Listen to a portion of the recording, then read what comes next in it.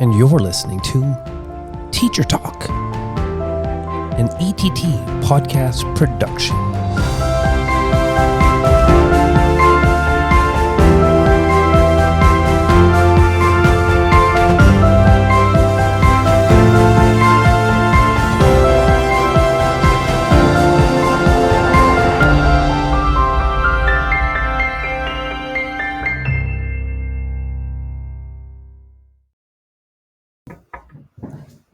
And welcome to Teacher Talk, an ETT podcast. And I'm your co-host, Che Cheney, middle school teacher of 21 years. And my co-host is right beside me, and she will introduce herself. Hi, everyone. I am Pav Wander. I'm also a middle school teacher. I've got about 16 years of experience in the Toronto District School Board.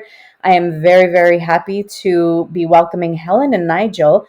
We're very, very excited to speak to you today. Please let everyone know who you are, what are your roles within ETT, and maybe tell us a little bit about some of the passions that have brought you into the roles that you are currently in right now with ETT.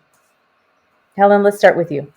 Okay. Well, first of all, it's very interesting to hear that both of you are middle school teachers. I am also a middle school teacher of 22 years. And such a wonderful, wonderful role. I am also the ETT local president. And I was elected onto our ETT executive in 2011. Got to work with members in many different capacities, became our local chief negotiator, and last year was voted in by ETT members as your local ETT president, and so humbled to be in this role and getting to work with members every single day to make our public education system stronger and to give voice to the incredible potential that exists within our public education system, as well as to be a force for social justice and equity in our schools and in our communities across Toronto. Amazing. Thank you, Helen, so much. And Nigel, let's hear from you. It's always weird because Helen's being so humble. She is such a fierce powerhouse, but I'll unpack some of those things later if she doesn't. I mean, for me, I think I'm in my 18th year with the board, and I've taught every grade except for kindergarten, which I admit I am dying to teach because my 7-year-old Joshua goes to a school here in the Toronto District School Board, and he absolutely loves his teachers. He loved his kindergarten teacher, he loved his grade 1 teacher, and he loves his grade 2 teacher. Even my partner loves his grade 2 teacher. Should I be worried? Anyhow, all I'm saying, I taught spec ed, special education, and I was just going to all of those SST meetings, those IST meetings, and I was just getting tired. They're always saying, "Nigel, have you tried this strategy? Nigel, have you tried that strategy?" And I'm like, you know what I need? What I need is an EA to hold on to this kid before they run outside. So, I decided I would run for the executive about 5 years ago as an executive officer, and this year, along with Helen, I was voted in by our wonderful membership as the vice president. I'm so honored to be doing this work, and I'm looking forward for us to continue to building our power together. Nigel, Helen, two wonderful responses. I jotted down a few themes. The theme of potential, meaning we all have seen such great things, and although great things are going on, we're not complacent that we need to stop here. We see the potential to do so much more, and part of doing so much more is actually the conversation the four of us had, I believe, at Federation Day, Pav, ETT, and we talked around a meal about podcasting, and it was just a little informal conversation, but that conversation manifested into, wait, there's potential here to do something of significance. And Helen and Nigel, when you reached out to Pav and I to talk about podcasting, we were thrilled, honored, humbled, and we're so excited to start this project here with you today. And so this question here is about podcasting and sort of audio content. So podcasting and audio content are impactful means to highlight stories. They create artifacts. They can bring awareness to critical issues that people can visit and revisit. And so when you reached out to us to bring this podcast idea to life, what were your hopes and what are your hopes and your desires for what you want this podcast, this ETT podcast, to represent, and what stories you want it to bring out? You want to go first, Nigel? I mean, sure. I think, I'm not going to speak for Helen because she'll speak for herself. For me, I know that our members and school teachers. I mean, just we're in the 21st century, so people take in their information in many different ways. I am such a huge fan of the work that both of you have been doing.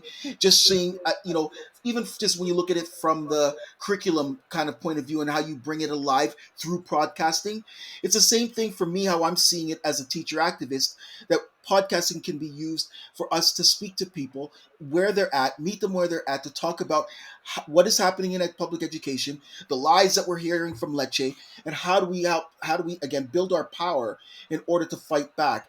And so that's why I just think that this podcast and having classroom teachers like yourself curate, create it, and then present it to school teachers, I think is a crucial piece of our fight back. Yeah, and I mean, just to add to that, that was so wonderful. But there is so much out there right now around what's happening in our public education system, and there's so much that's not out there, right? So um, there are particular kinds of narratives that get circulated in mainstream media. There's particular narratives that get circulated right now by the Ford government about what's happening in public education. And we know that the realities on the ground, that what our members deal with every single day, what their comrades deal with every single day, what education workers deal with every single day in their schools, in their classrooms, with their students, and in their communities, because we're joined. It's not like a student leaves what happens to them in their community and comes into the school, and those two things are separate. The exact same thing for our members. We want to space in this podcast for teachers to be able to share concretely what their experiences are in their buildings every day, to be able to present to each other.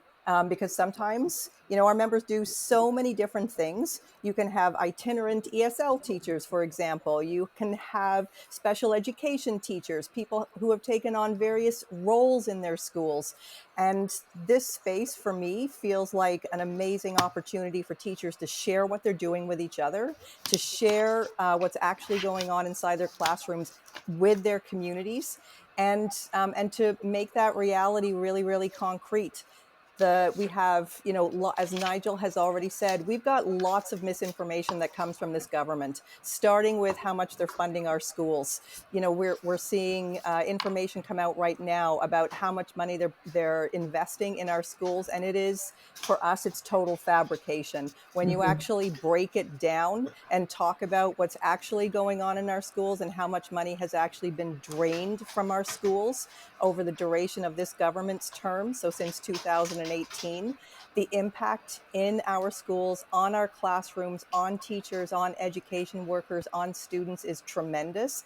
And this space becomes an opportunity for members to share their realities, as well as all of the amazing things that they're doing to make things work on the ground, despite what is happening. But I'm hoping this space also becomes a place where teachers can share um, and get support, right? Be able to actually put out what they need, like smaller class sizes, like more supports, not less, in their buildings, like healthy and safe buildings. Those are all the things that we know that our members want, as well as parents want. And I'm hoping the space becomes a place where teachers can talk about that. Thank you so much for highlighting those very important points, Helen and Nigel. Absolutely.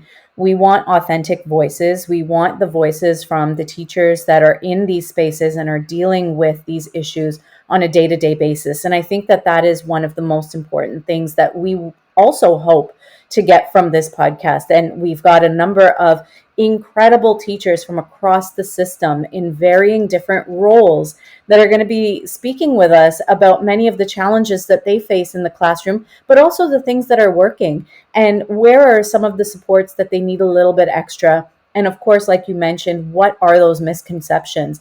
We've heard one narrative in the media over and over and over again, and it's time to hear the counter narrative to that, to talk about what's actually happening and what are the things that we really need. So those are some really incredible points. Che, did you have anything else to add to that before we move on to our next question? Well, Pav, not that this is a comedy show, but after you speak, all I can ever add is yes, I agree. But I think the key is so many of the teacher stories are just told in Yeah. little mini micro blurbs, and I think the Yeah. podcast really allows teachers and educators and everyone in these spaces to tell really nuanced, detailed stories of the stories that aren't being heard. So when you get the simple narrative of we've increased funding for special education, well, when we talk to special education teachers, they can give you 30 minutes of what their day looks like. Perhaps that easy selling point, if we're investing more, and now we start to question, and this is what we need. We need to question these values and these numbers, and we hope that we hope that these interviews are provocations for people to dive a little deeper because they have a little bit more to use to question. Right. And let's not forget the multitude of voices. There are so many different voices that we need to be hearing more from. And that is really what we hope to be able to do. So thank you once again for gifting us with the opportunity to bring this project to life within the ETT and within the Toronto community, so that we can get more of these stories being told. It is such an honor for us as well.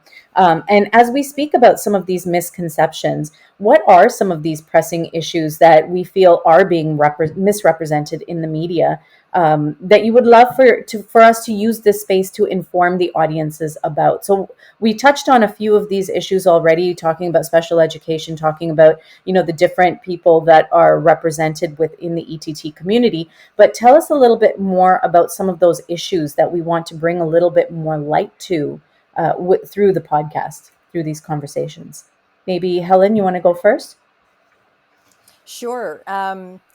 I mean, I think that the issues that we would want to highlight, again, um, teachers and education workers do incredible, amazing work every single day in their classrooms, and yet the big problem that we're seeing right now is that they don't have the support and a partnership in government that will actually build with them the kind of public education system that allows all of our students to truly thrive and meet their full potential.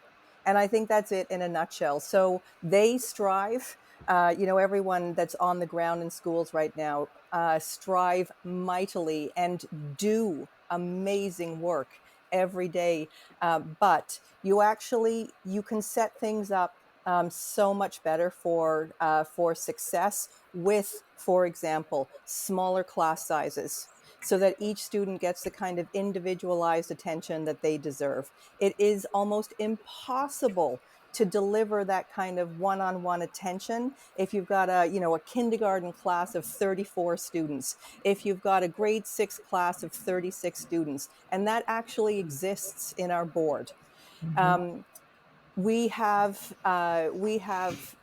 students that need more caring adults, not less. And Nigel touched on this earlier.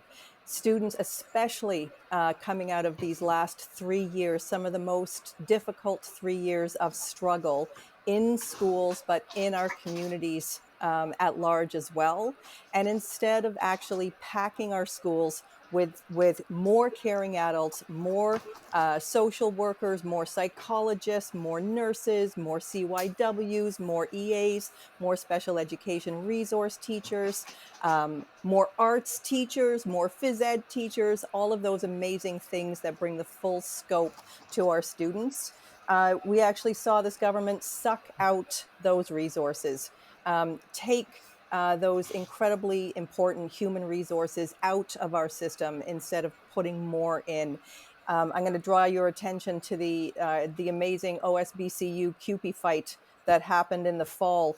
They had yeah, exactly. Solidarity was amazing. They had a couple of key demands, right? So in terms of wages, obviously wages that actually allow you to live, especially in the city of Toronto. But the other key demand was for more staffing to support our students' needs on the ground in our schools, and they could not They could not get this government to actually do what was necessary in that round of bargaining in terms of ratcheting up the level of staffing supports. And we're seeing that play out every single day in our buildings and the impact on that.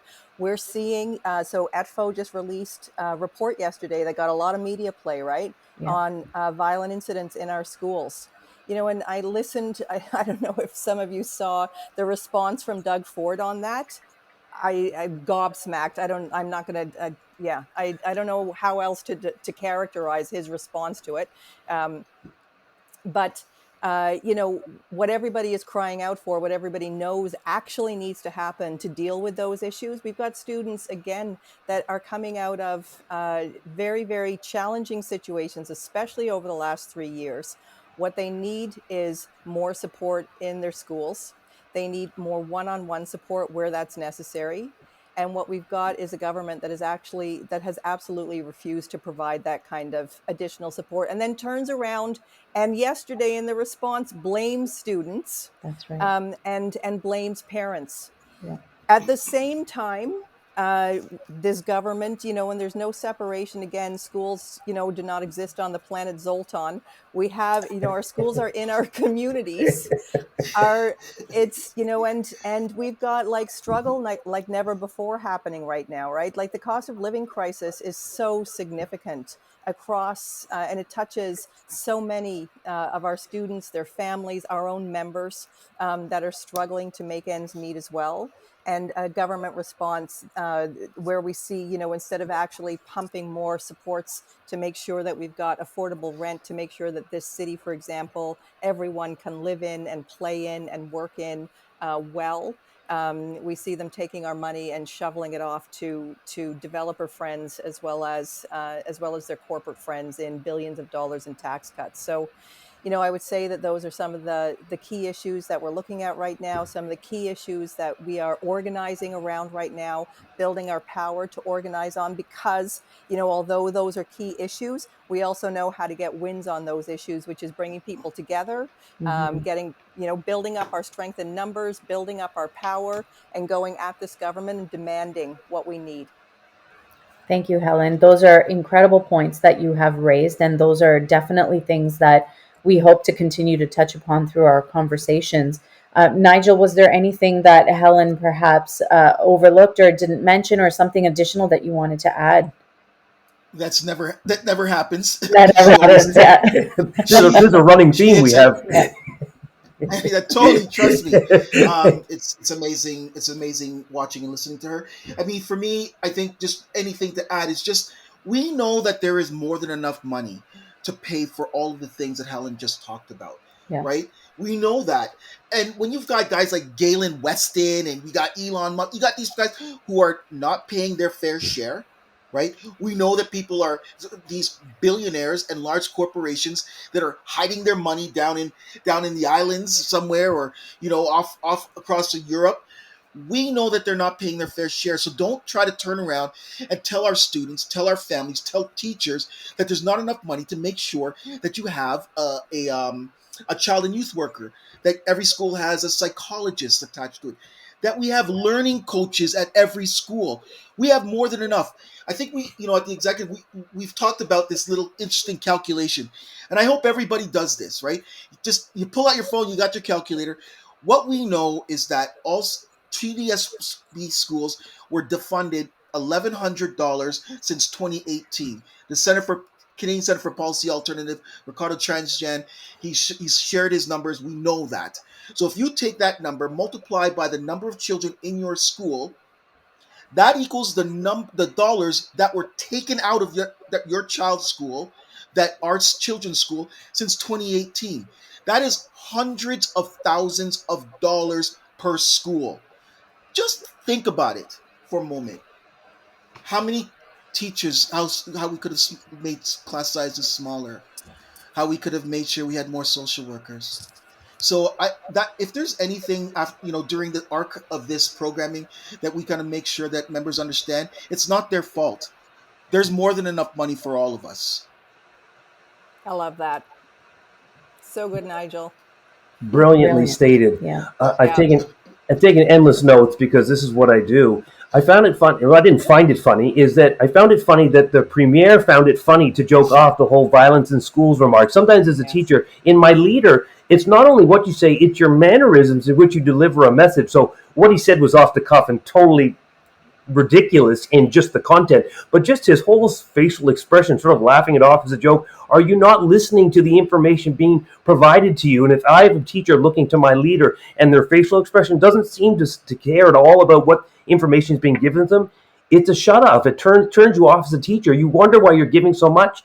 And Helen, as you were giving that story, and Nigel, and you followed that up about there's enough Exactly. money, it reminded me that teachers are being so Am I weaponized in the frozen? public. This is why our teacher programs I don't don't know if have I'm enough frozen. enrollment going in. They're Am extending I their frozen? deadlines because people are hesitant to jump into I teaching. And could I be think frozen, one of the roles of this but I'm not podcast, I sure hope, if is I'm to frozen. elevate these stories. Pat, you talked a little bit about that. Also, that asset lens.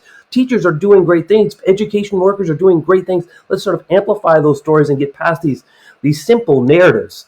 We've been talking podcasting today. But Nigel and Helen, we want to give you a little bit of space because ETT is not simply about this podcast. So much is going on, and you have so many different things you are involved in and making sure messaging is getting out. What's on the horizon for both of you to sort of share with the audience? Well, yes, thanks for tuning in here. Keep tuning in. But what else can folks go to tap into what the ETT is up to currently? Nigel, why don't you start this one?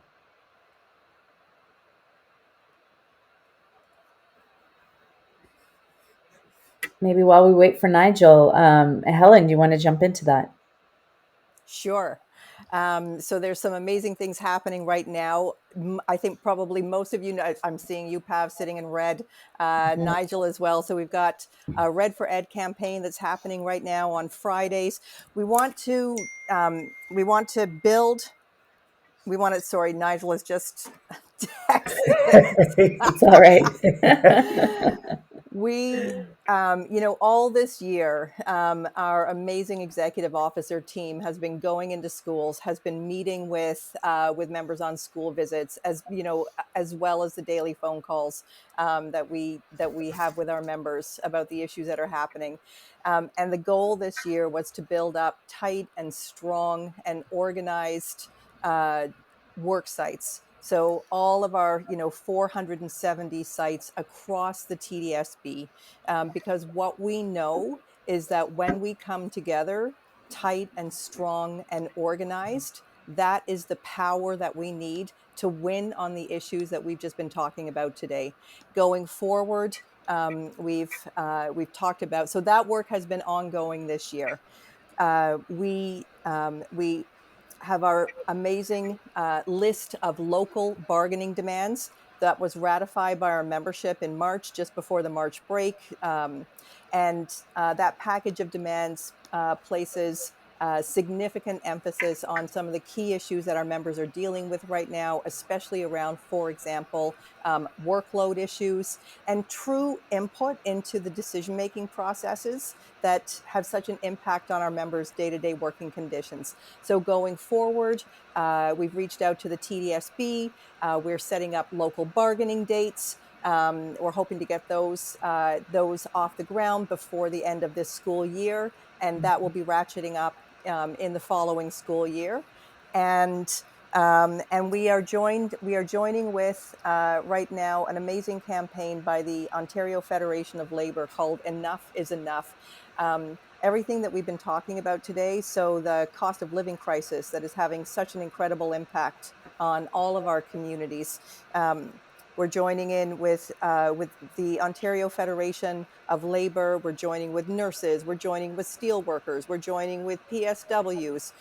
We're joining with TTC workers all across this province, exactly, to build our numbers again strong and to come together on June 3rd and to tell this government enough is enough. We demand to have strong public sector services. We demand to have, the kind of living conditions that allow all of us to thrive, not just some of us. So those are some of the important campaigns that we're involved in right now.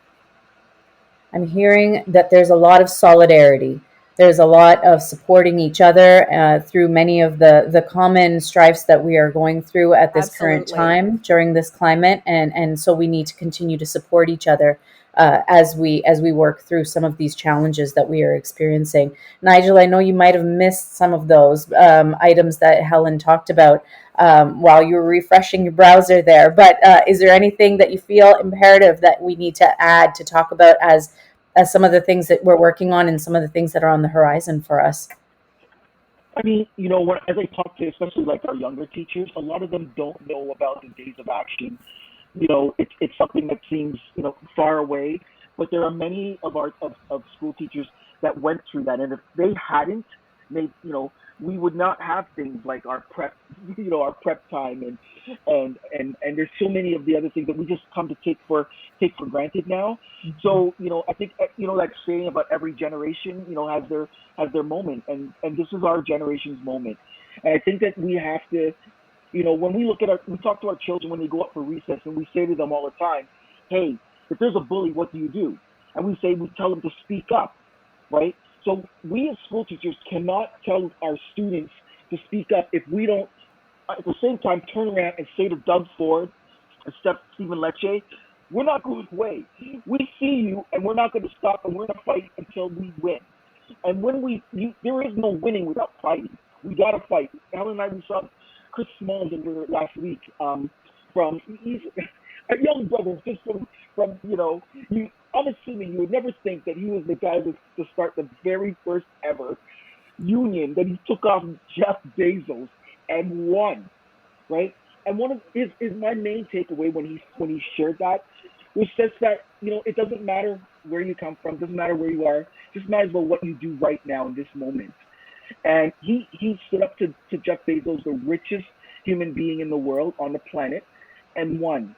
So I know that we as ETT elementary school teachers, Helen says it to me all the time, Nigel, we have all the pieces. We just got to pull it together, and we can fight this guy. But we need every school teacher, every EA, every parent, every student. We're going to come together, and we're going to fight these guys back. And following all of the things that Helen has already pointed out that our executive has planned. It's so exciting, and we're going to win. We are going to win. Woo! Yes. Powerfully stated. Amazing. I think this is a great way to wrap up our first episode of the Teacher Talk ETT podcast with a wonderful interview with Nigel and Helen, just setting the scene for what you can expect in this podcast. Teacher stories, amplifying the experience of an education, and being the counter narrative to the very simplistic narrative that is often thrust in the general public. Pat, any final word before we give it to Helen and Nigel to say a little final word before we wrap this up? I'm very excited. I'm very excited for the many conversations that we're going to have over the next few weeks and months, and speaking to these boots on the ground, speaking to these teachers that have their authentic stories to tell, that have their voices to share. These are the things that we are faced with on a day-to-day basis. These are the things that we want to put out there for everyone to hear about. And we want to hear those authentic voices. So we're really excited, and we're very excited to hear from you as well. I think that this is a fantastic opener for everyone to sort of hear from Helen and Nigel, ETT president and vice president, and just set the tone for really what we are expecting to come back with. So thank you so much for joining us today, and please lead us out with your final thought before we end the episode, our intro episode to the podcast. Go ahead, Helen. Oh, I just want to say I'm so thrilled that you're working with us to do this. It's for me. It's like one more example. Like, who would know we would have such experts among our amazing ETT members that are podcast experts. I mean, it's just it's incredible. If we did an skills inventory bank, and I've thought about doing that sometimes with, our amazing 10,000 members, there would just be it would be incredible. I know that, we can take on all the things that we want to take on. It's just coming together, building that power, as Nigel has talked about so amazingly, and as the two of you are helping us do with this podcast, and going forward together. And we have amazing power when we come together. So I'm excited for what we're going to do, and I am excited for the teacher voices that are going to come through this podcast. Thank you so much for the work that you're doing. Thank you, Helen. Nigel? No, it's it. Helen said it perfectly. Amazing. Yay. Thank you so much. And thank you, everyone, for joining us today for our first episode of the Thank ETT you. podcast, Teacher Talk. Thank you so much. Yay. And that's a wrap for today's episode of Teacher Talk, an ETT podcast. We hope you've enjoyed this insightful discussion. We'd like to remind and encourage you to rate, review, and subscribe to our podcast on your favorite listening platform. It's this feedback that helps us reach more educators like yourself. And while you're doing that, don't forget to visit the website at ett.ca, where you'll find additional information and resources about upcoming events with ETT. The ideas and opinions shared on this podcast are our own. They do not represent the viewpoint of any organization. Rather, we aim to provide a platform for open dialogue and thought-provoking conversations that amplify and elevate the stories of teaching and learning. If you have any topics you'd like us to cover or any questions you'd like us to address in future episodes, feel free to reach out to us on social media or email teachertalk@ett.on.ca, because we love hearing from the educational community. Teacher Talk is a Che and Pav educational services production, where we strive to bring you the best in professional development and educational production. You can connect with us at cheandpav.com for all your podcasting and professional development needs. Until next time, keep inspiring, keep teaching, and keep making a difference in the lives of your students.